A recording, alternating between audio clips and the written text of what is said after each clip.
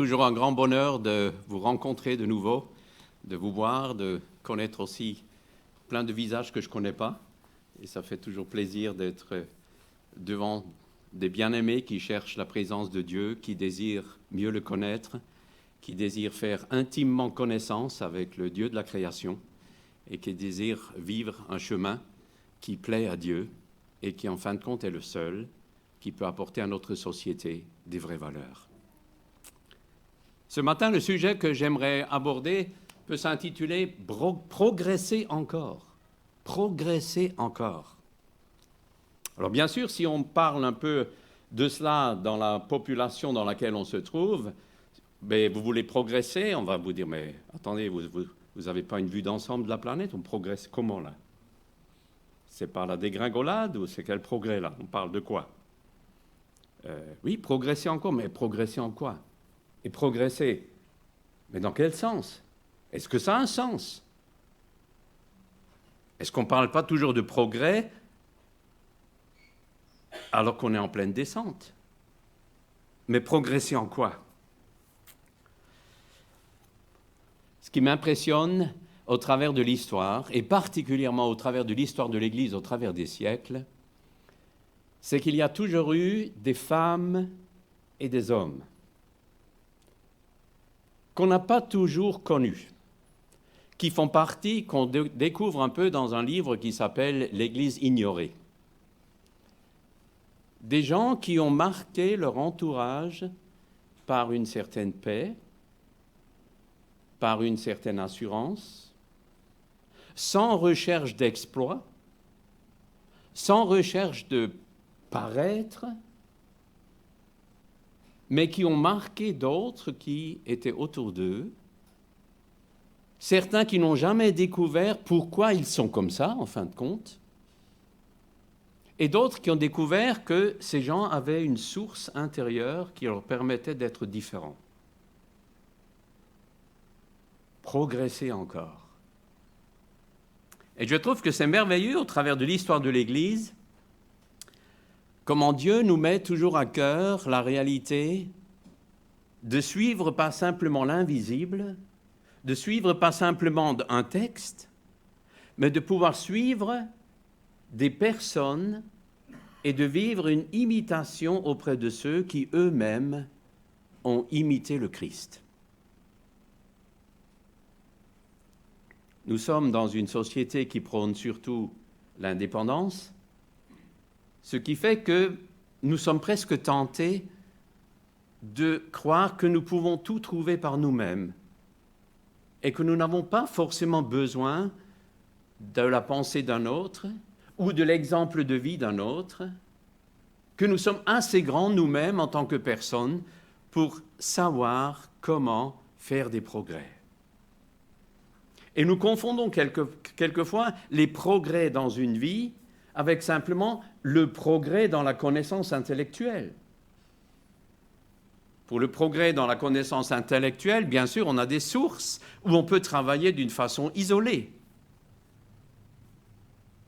Mais pour les progrès dans l'entier de l'existence, on a besoin de savoir ce que la Bible, parole de Dieu, affirme et dans quel domaine elle veut que nous fassions ensemble des progrès. Alors, je vous lis le texte dans 1 Thessaloniciens, la première épître de Paul aux Thessaloniciens, qui est la première épître qu'il a écrite quand il a dans son ministère. Et je lis au chapitre 4e, les versets 1 à 12. Au reste, frères, c'est pour les sœurs aussi, hein, je recommence. Au reste, frères, nous vous le demandons et nous vous y exhortons dans le Seigneur Jésus. Vous avez appris de nous comment vous devez marcher et plaire à Dieu. D'ailleurs, vous le faites. Eh bien, progressez encore. Vous savez en effet quelles recommandations nous vous avons données de la part du Seigneur Jésus. Ce que Dieu veut, c'est votre sanctification. C'est que vous vous absteniez de l'inconduite. C'est que chacun de vous sache tenir son corps dans la sainteté et l'honnêteté, sans se livrer à une convoitise passionnée comme font les païens, qui ne connaissent pas Dieu. Que personne en affaire n'use envers son frère de fraude ou de cupidité. Le Seigneur fait justice de tout cela, nous vous l'avons déjà dit et attesté. Car Dieu ne nous a pas appelés à l'impureté, mais à la sanctification. Ainsi, celui qui rejette ses préceptes ne rejette pas un homme, mais Dieu, qui vous a aussi donné son Saint-Esprit. Pour ce qui est de l'amour fraternel, vous n'avez pas besoin qu'on vous en écrive, car vous êtes vous-même instruits par Dieu en vue de l'amour réciproque. C'est aussi ce que vous faites envers tous les frères dans la Macédoine entière. Mais nous vous exhortons, frères, à progresser encore, à mettre votre honneur à vivre en paix, à vous occuper de vos propres affaires et à travailler de vos mains, comme nous vous l'avons recommandé. Cela pour que vous vous conduisiez honnêtement envers ceux du dehors et que vous n'ayez besoin de personne. Texte intéressant, où il y a le progrès dans la sanctification, donc dans la mise à part pour Dieu, et où il y a le progrès dans l'amour, un amour et une éthique de vie qui nous permet d'avoir besoin de personne. Amour, besoin de personne,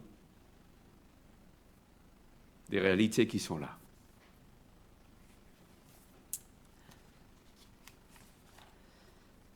Les croyants à Corinthe avaient donné leur vie à Christ, et c'est Paul et son équipe qui leur dit au premier chapitre, les versets 6 et 7 que je lis, « Vous-même, vous êtes devenus nos imitateurs et ceux du Seigneur, en accueillant la parole au milieu de grandes difficultés avec la joie du Saint-Esprit. Ainsi, vous êtes devenus un modèle pour tous les croyants de la Macédoine et de l'Achaïe. » Devenus imitateurs et imitateurs du Seigneur en accueillant la parole de Dieu. Il y a ici un défi, et je trouve très intéressant ce défi. Un défi pour chacune de nos vies, nous qui avons reçu Christ comme Sauveur, c'est d'être très très conscients que nous sommes observés. Parce qu'il y a des gens qui veulent nous imiter. Il y a des gens qui sont en recherche de modèles. Souvent, les gens sont en recherche de modèles sans le savoir. Mais ils sont simplement en train de découvrir entre les humains ceux où ils ont l'impression « ça vaut le coup d'être vécu » ou « je ne voudrais vraiment pas être comme celui-là ». Et quelque part, l'être humain est toujours à la recherche de quelqu'un qui peut un peu confirmer le chemin qu'il a commencé et qui pourrait le conduire un peu plus loin, mais avec une certaine crainte, la crainte d'être conduit dans une fausse direction.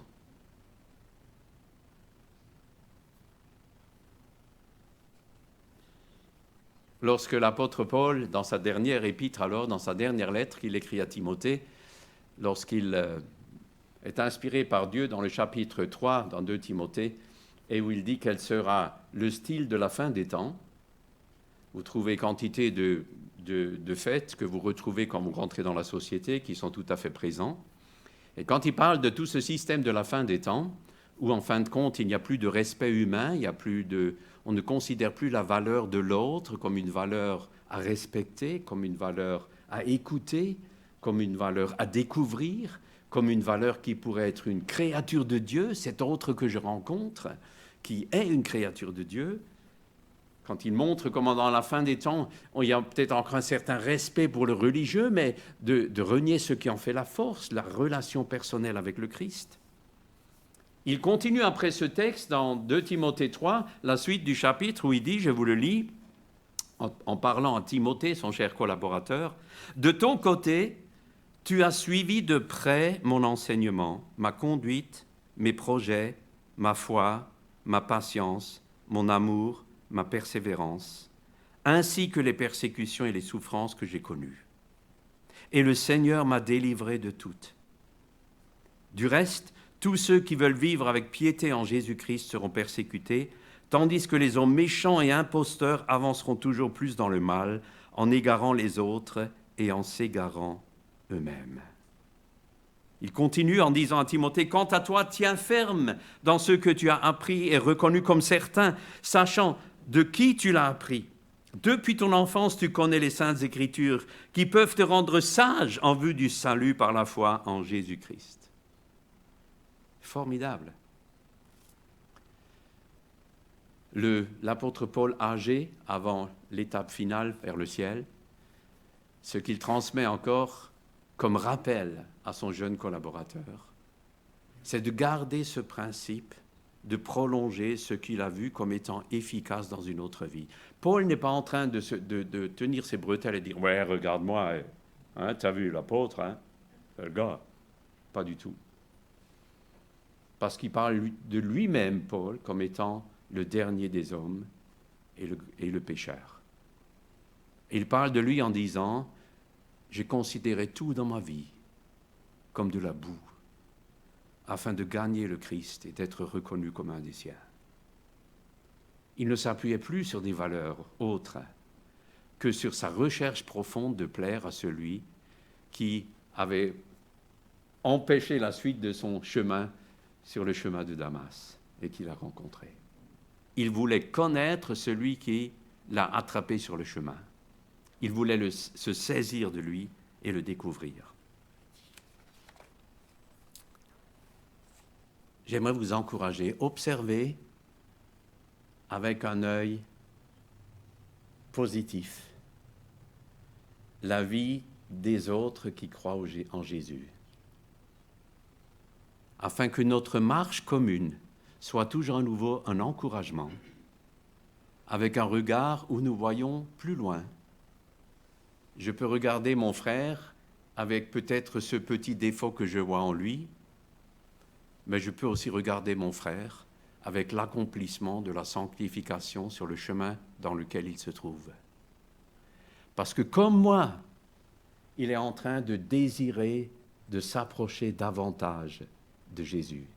Comme moi, il veut vivre la pureté. Comme moi, il a reçu le Saint-Esprit et désire obéir à l'Esprit de Dieu. Donc je peux croire que le même désir qui habite en moi, le désir donné par le Saint-Esprit, le désir de louer Dieu, de révéler Jésus au travers de mon imperfection, ce même désir vit en lui. Et donc je peux me réjouir de la marche dans laquelle il se trouve.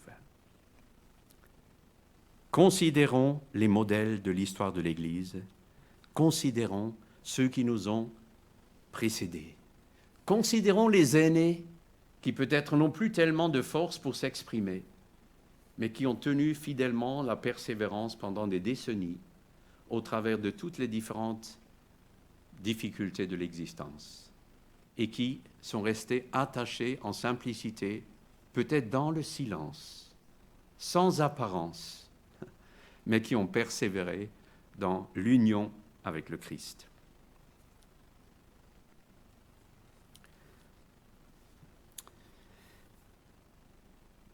Je reviens à mon texte, 1 Thessaloniciens 4. Vous avez appris de nous comment vous devez marcher et plaire à Dieu. D'ailleurs, vous le faites. Positif, hein, l'apôtre Paul.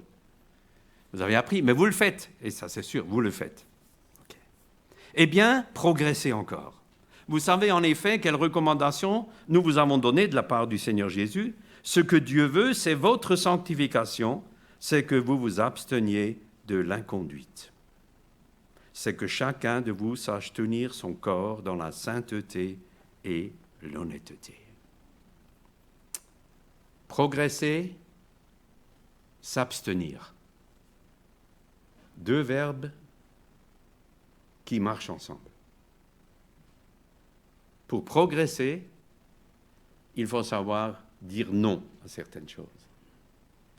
On ne peut pas progresser sur deux chemins. On peut progresser sur un chemin, pas sur deux. Excusez-moi, je n'ai pas un mouchoir jetable, donc j'enfreins la loi. Et Et la gorge que vous entendez, elle est déjà comme ça depuis à peu près 2 années.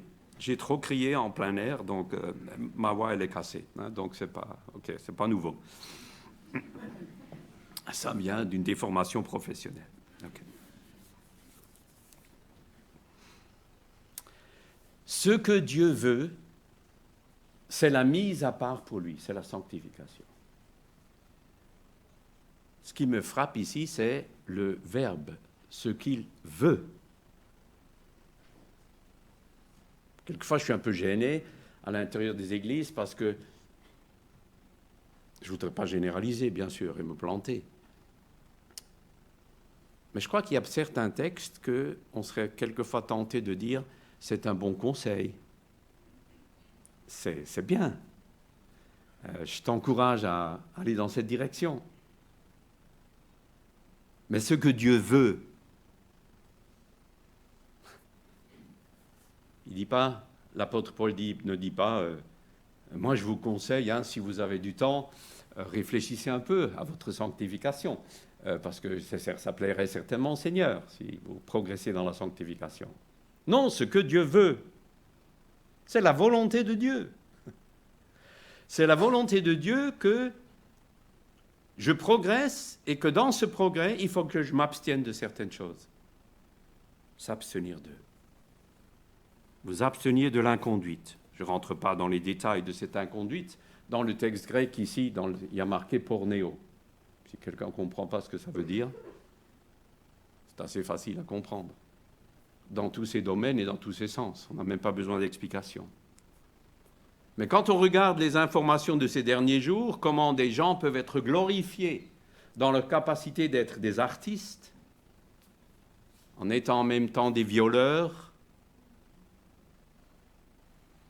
on réalise très bien qu'on est dans un monde où on désire un progrès sans s'abstenir. Et dans la vie spirituelle, Dieu nous dit « Je veux que tu progresses, je veux la sanctification, je veux que tu sois mis à part pour moi, parce que je t'ai sauvé et en te sauvant, je t'ai déjà mis à part pour moi. Tu ne t'appartiens plus, tu es déjà à Dieu. Et puisque tu l'es, Dieu dit, je veux que tu sois comme ça. » Et il précise que chacun de nous sache tenir son corps dans la sainteté et l'honnêteté. On remarque bien que là derrière, il y a une discipline. Alors on va me dire, attention Dany, ne deviens pas légaliste. Hein. Surtout, ne deviens pas légaliste. Parce qu'aujourd'hui, je réalise aussi que très souvent, on confond légalisme et discipline personnelle. Le légalisme, c'est en fin de compte, ce sont des disciplines qu'on se donne pour qu'on soit religieusement correct. Et la discipline personnelle, de s'abstenir, c'est un engagement volontaire pour plaire à Dieu, pour obéir à Dieu. Le légalisme peut obéir à des principes religieux. La discipline de vie obéit à la parole de Dieu. Parce que nous pourrions être tentés de penser que la discipline, l'exercice de notre volonté, pourrait d'un coup être quelque chose de charnel, où en fin de compte, il faut se laisser porter par la grâce de Dieu, où il faut se laisser simplement transporter par l'Esprit de Dieu. La réalité, c'est que dans l'Écriture, Dieu nous prend tellement au sérieux qu'il veut toujours la collaboration. Il ne va pas faire de ses enfants des marionnettes. Il veut une pleine collaboration. Ce que Dieu veut, c'est la sanctification.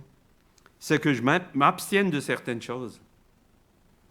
Et c'est pour ça que dans ce texte, on retrouve de suite après, je vais un peu plus vite, qu'il y a la discipline par rapport à maintenir notre vie dans la sainteté et l'honnêteté, et à partir de l'honnêteté, Paul rentre dans la dimension des affaires, sans se livrer à une convoitise passionnée comme font les païens qui ne connaissent pas Dieu. Ça, c'est la convoitise passionnée concernant la sensualité et la sexualité. Et il continue que personne en affaires n'use envers son frère de fraude ou de cupidité. Pourquoi il met ces deux choses ensemble? Parce que la discipline qui est la plus proche de nous, c'est celle qui est liée à la sexualité. C'est celle qui nous demande un engagement volontaire et qui nous demande toujours à nouveau la sincérité et l'honnêteté de demander pardon. Parce que chacun de nous sait que le critère que Jésus a placé dans le Sermon sur la montagne, que si je regarde une femme pour la convoiter, que j'ai déjà commis adultère, alors je sais pertinemment que je suis, sans le pardon, je ne pourrais pas exister. Donc il nous conduit dans un point premier pour nous montrer, il faut que tu apprennes l'honnêteté envers toi-même pour arriver à être honnête dans les affaires avec les autres. C'est-à-dire, dès que tu découvres qui tu es, dès que tu sais combien tu as besoin du pardon, du sang de Jésus pour revenir et d'être pardonné et gracié, quand tu vis cela, tu peux aussi, dans la société, dans le rapport avec les autres, tu sais accepter les faiblesses et tu veux l'honnêteté. Parce que tu découvres déjà dans ta vie personnelle que l'honnêteté et la grâce conduisent à la paix et qu'il n'y a pas d'autre chemin pour la paix. La paix profonde ne peut pas être trouvée sans cette honnêteté, et cette honnêteté rejaillit dans ta vie sociale. Je reprends le verset 6, que personne en affaires n'use envers son frère de fraude ou de cupidité. Donc, cupidité, c'est amour de l'argent, hein, parce que dans les affaires, ça peut aller très vite, qu'on fasse un peu, parce qu'on aime quand même. Hein, je ne sais pas si vous connaissez ça. C'est pas du tout extérieur à mes pensées, hein, pas croire. Le Seigneur fait justice de tout cela, nous vous l'avons déjà dit et attesté. Donc, Dieu fait justice. Nous ne pourrons pas garder une injustice et penser qu'elle ne sera pas connue. Dieu veut nous conduire de façon à ce que l'injustice soit réglée et que notre vie soit marquée par la justice. Et verset 7, il revient, l'apôtre Paul, en disant « Car Dieu ne nous a pas appelés à l'impureté, mais à la sanctification ». L'impureté ici, dans le verset 7, concerne les deux pensées d'avant, c'est-à-dire autant la notion de la vie sexuelle que la notion des affaires. Dans tout cela, il peut y avoir de l'impureté. Et parce qu'il y a tout, dans tout cela, il rappelle encore une fois, car Dieu ne nous a pas appelés à l'impureté, mais à la sanctification. C'est beau, parce que Paul nous rappelle ici à quoi nous avons été appelés. On est appelés à quelque chose. On est en chemin, et c'est Dieu qui nous a appelés, et c'est Dieu qui nous a donné une mission à accomplir. Et dans cette mission à accomplir, il y a des attitudes. Et dans cette attitude, il y a ce texte. Dans l'attitude, il y a la sanctification, il y a la purification, il y a la droiture, il y a l'honnêteté dans les affaires. Ça, c'est dans l'attitude pour notre appel. Que tu sois appelé à travailler dans une entreprise, ou comme missionnaire, ou comme pasteur, ou comme évangéliste, ou comme chef de chantier, ou comme ouvrier sur la voie publique, le principe de l'attitude est le même, dans la même simplicité.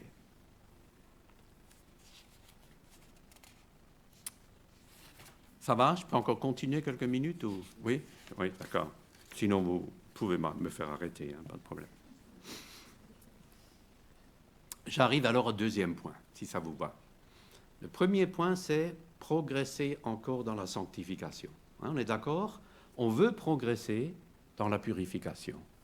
Et on veut accepter que Dieu veut cela. D'accord? On accepte que c'est la volonté de Dieu.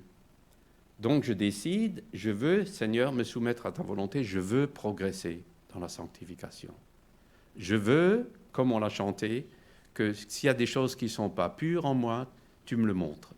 S'il y a quelque chose qui ne te plaît pas, Seigneur, révèle-le. Deuxième point, c'est le premier, progresser dans la sanctification. Deuxième, progresser dans l'amour fraternel. De nouveau, l'apôtre Paul commence, comme d'habitude, avec ce regard plein de joie et de bonheur pour son Église, en disant, pour ce qui est, verset 9, pour ce qui est de l'amour fraternel, vous n'avez pas besoin qu'on vous en écrive, car vous êtes vous-même instruits par Dieu en vue de l'amour réciproque. Super. Il sait que puisque les Thessaloniciens ont donné la vie à Jésus, comme il le précise dans le premier chapitre, puisqu'ils appartiennent à Jésus, il sait que ces croyants ont reçu l'amour de Dieu et développent cet amour de Dieu entre eux. L'amour qu'on a reçu de la verticale, du Dieu qui vient nous donner cet amour et qui nous le révèle, il est toujours reçu pour le transformer en horizontal, pour le répandre sur nos frères et sœurs. Cette satisfaction que tu reçois de lui dans tes silences personnels, dans ton moment de lecture, dans tes moments d'adoration, cette joie, cette paix que tu reçois, qu'il te donne, tu la reçois pas pour la conserver. Tu sais bien que tout ce qui se conserve sans avoir un congélateur, ça pourrit tôt ou tard. Donc, comme tu n'es pas un congélateur, donc ne conserve pas, mais tu l'as reçu pour le donner. Donc, il dit, je reprends le verset, « Pour ce qui est de l'amour fraternel, vous n'avez pas besoin qu'on vous en écrive, car vous êtes vous-même instruits par Dieu en vue de l'amour réciproque. C'est aussi ce que vous faites envers tous les frères dans la Macédoine entière. Mais nous vous exhortons, frères, à progresser encore. » Et quel est maintenant ce progrès qu'il dit ? À mettre votre honneur à vivre en paix, à vous occuper de vos propres affaires et à travailler de vos mains comme nous vous l'avons recommandé. Cela pour que vous vous conduisiez honnêtement envers ceux du dehors et que vous n'ayez besoin de personne. Alors, je ne comprends pas trop, parce que l'amour dans l'Église, ça devrait être que l'autre il m'aime, non ? Et qu'il s'occupe de moi, non ? C'est pas l'autre qui devrait m'aimer, non ? Ben, il semblerait que c'est pas que ça. Je suis dans l'Église, les autres, ils devraient vraiment être contents que j'y suis, non ? Bon, là, c'est facile, je suis de passage, donc vous me supportez. Non, mais là, la précision est importante. C'est que tout en étant marqué par cet amour, chacun doit s'occuper sur le plan de la vie personnelle, doit travailler de ses mains, s'occuper de ses propres affaires. Cette semaine dernière, j'ai eu comme ça des visites à faire avec un bien-aimé qui est au Seigneur, mais où une des difficultés, c'est simplement qu'il était très convaincu que l'Église doit faire tout pour lui. Ça existe, ça, hein ? Je ne sais pas si vous savez, mais il était, voilà, et j'ai dû lui dire, attends, il y a un moment, là, tu sais, le truc qui pousse, là, tu vois, il faut user un peu, hein, parce qu'on donne très peu de messages, ou alors peut-être Jonathan en a donné, mais on donne très peu de messages sur la paresse. C'est pas très courant. Paresse. Et ici, c'est en rapport avec progresser encore dans l'amour. Tiens, je veux progresser dans l'amour,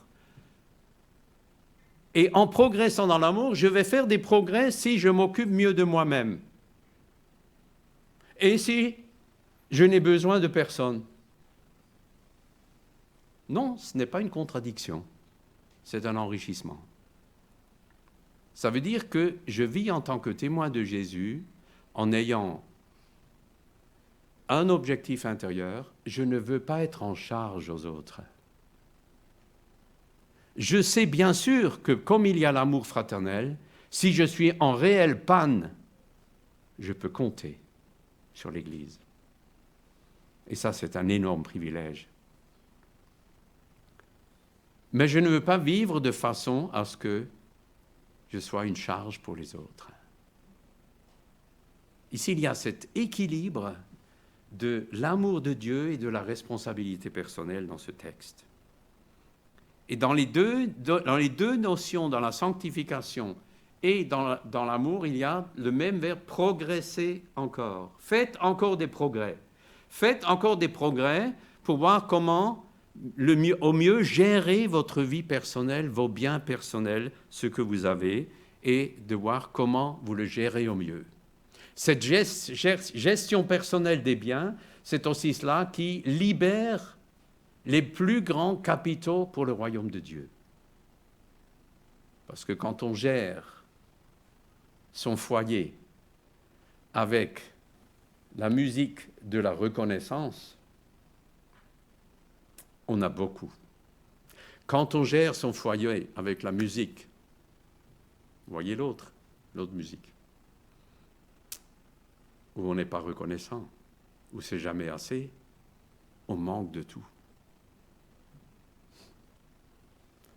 Et c'est tellement différent. Ce cœur qui a compris que je peux progresser, être satisfait, être détaché, être dans l'honnêteté. L'honnêteté dont il parle, Paul, nous permet aussi d'être honnête dans les relations fraternelles lorsqu'à un moment donné, nous avons rien. Que dans la relation fraternelle, on peut dire, écoute, là je suis en panne, tu ne peux pas m'aider, là j'ai vraiment rien. L'honnêteté, l'ouverture. Progresser dans l'amour fraternel, c'est aussi ces moments que vous connaissez et que vous pratiquez, où on est ensemble et on ouvre son cœur. On fait plus que simplement la relation humaine, hein. Parce que la relation humaine, c'est un peu... Ouais, c'est chouette, quoi. Hein. C'est après le culte, vite, l'apéro. Ah oui, pas mauvais le truc. OK, d'accord. Bon, relation humaine, ça va bien. Mais on peut aller encore plus en profondeur. Et on ouvre son cœur pour pouvoir se dire aussi quel est le sujet de prière qu'on aimerait que l'autre porte avec nous. Quelle est la bataille qu'on est en train de mener. Quelle est la souffrance qu'on a. Quelle est la fragilité. Quel est peut-être le péché ou la tentation avec laquelle on est en train de se bagarrer. Cet amour fraternel nous permet d'être ce que nous sommes. Et je pense que c'est le plus grand bonheur du chrétien, et je m'arrête là, c'est que Jésus nous a donné la capacité d'être ce que nous sommes vraiment, des enfants de Dieu.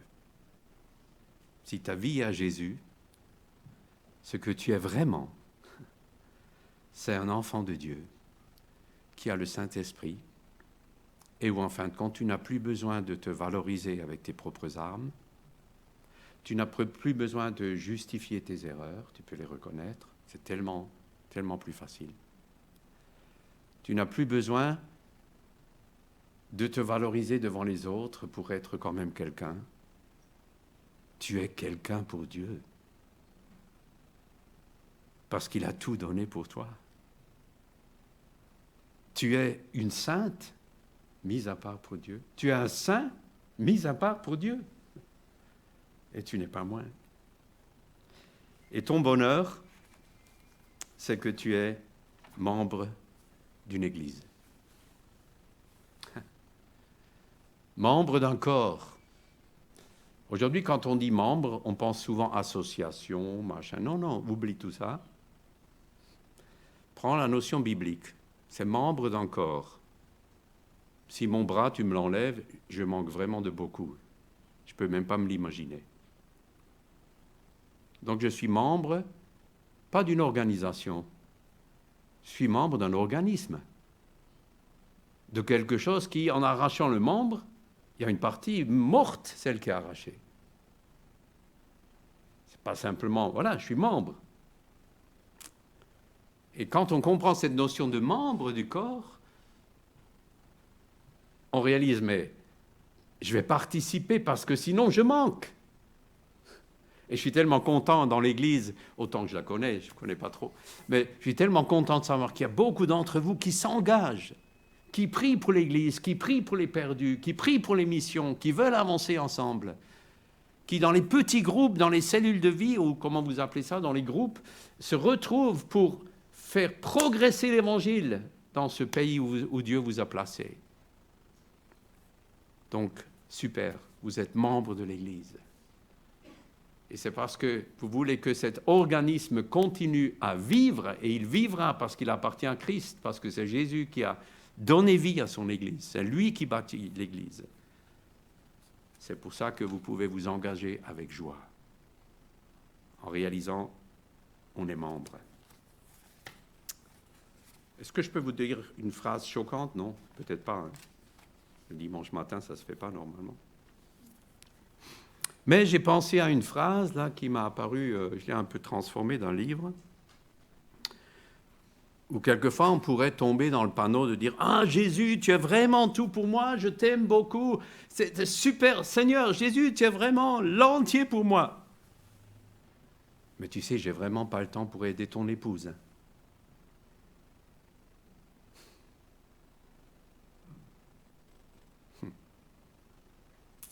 L'épouse, c'est l'Église, hein, d'après la Bible. Jésus, pour toi, je fais tout. Hein. Mais ton épouse, alors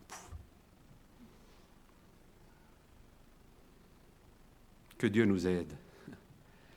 Que Dieu m'aide à avoir une vision juste sur les possibilités de continuer à agir afin que l'épouse, que le Seigneur Jésus se prépare pour les noces, que cette épouse, nous puissions chacun de nous y travailler par la purification pour qu'elle soit belle et y travailler ensemble pour que son nom soit glorifié et que le Christ ait une grande joie, une énorme joie à son épouse. Ce ne seront pas en priorité les œuvres, mais cette joie sera en priorité nos attitudes, notre bonheur d'être à lui et de nous entraider ensemble pour être cette épouse. Il va bientôt revenir. Il ne m'a pas dit l'heure, mais ça vous le savez, il ne l'a dit à personne. Mais ce qui est beau, c'est qu'on peut être prêt et se réjouir vraiment, il va revenir. Toutes ces promesses sont vraies, sont véritables. Toutes celles qui sont dans l'Écriture pour sa première venue se sont accomplies. Toutes celles qui sont dans l'Écriture pour sa deuxième vont s'accomplir. Il n'y a aucun doute. Il va revenir. J'aimerais encore prier. Tellement bon, Seigneur. Tellement bon d'être à toi. Et tellement reconnaissant, Jésus, que tu connais le fond de nos cœurs et que tu sais combien j'ai besoin de la purification qui n'est qu'en toi et qu'au travers du sang de Jésus. Et merci que tu as mis en nous, Seigneur, en chacun d'entre nous, ce désir profond de progresser dans la sanctification et dans l'amour. Merci que tu ne nous laisseras pas seuls, que dans ce chemin de progrès, tu es avec nous et ton esprit, le consolateur, nous accompagne. Merci beaucoup pour ça. Merci pour ta fidélité. Merci Seigneur que tu as encore un merveilleux plan pour ton Église avant ton retour. Je le crois que tu veux encore sauver beaucoup d'âmes pour glorifier ton nom Seigneur et que tu veux nous permettre de continuer à marcher avec toi, à marcher dans ce monde sans être du monde, à glorifier ton nom. Merci beaucoup Jésus. Amen. Et merci beaucoup de votre attention.